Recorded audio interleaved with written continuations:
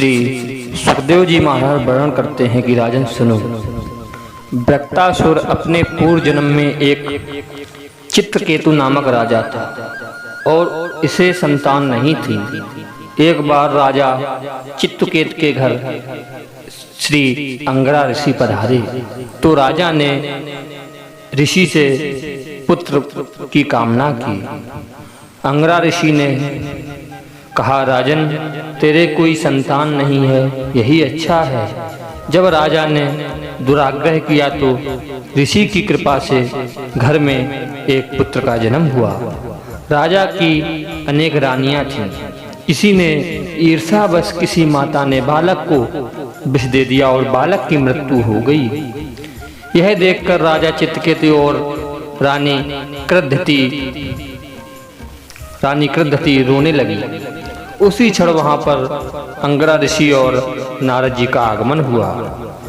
पुत्र की मृत्यु पर राजा और रानी को विलाप करते देखकर नारद जी ने उन्हें उपदेश दिया कि अब पुत्र के लिए रोना व्यर्थ है, अब आंसू बहाना छोड़कर परमात्मा का ध्यान करो। आपका पुत्र जहाँ गया है वहां से वापस नहीं आने वाला। राजन सुनो, पुत्र 4 प्रकार के होते हैं, शत्रु पुत्र, ऋणानुबंधी पुत्र, उदासीन पुत्र और सेवक पुत्र। शत्रु पुत्र पूर्व जन्म का कोई बैरी ही संतान के लिए पुत्र रूप में आता है। और दूसरा नंबर का जो पुत्र है वो है ऋणानुबंधी पुत्र। पूर्व जन्म में किसी से ऋण लेकर ना दिया, ऐसा ऋणदाता अपने बकाया वसूल करने के लिए पुत्र के रूप में आता है। तीसरा उदासीन पुत्र, जब तक वह अविवाहित होता है तब तक माता पिता के साथ रहता है। माता पिता से ना तो कुछ लेता है और ना उन्हें कुछ देता है।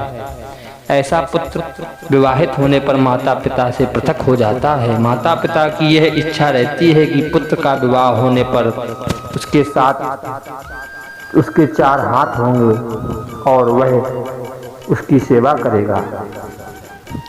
पर यह सोचते समय वह यह भूल जाता है कि 4 हाथ होने के साथ 4 पग भी होंगे।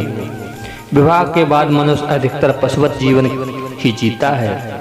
और चौथा जो पुत्र होता है वो है सेवक पुत्र। पूर्व जन्म में किसी ने सेवा पाई होगी, अतः वह इस जन्म में सेवा करने हेतु पुत्र रूप में सेवा करता है। नारद जी राजा चित्रकूट से कहते हैं, राजन तुम्हारा शत्रु ही पुत्र बनकर जन्म लिया था, अच्छा हुआ कि वह मर गया। तुम्हें तो आनंद मनाना चाहिए।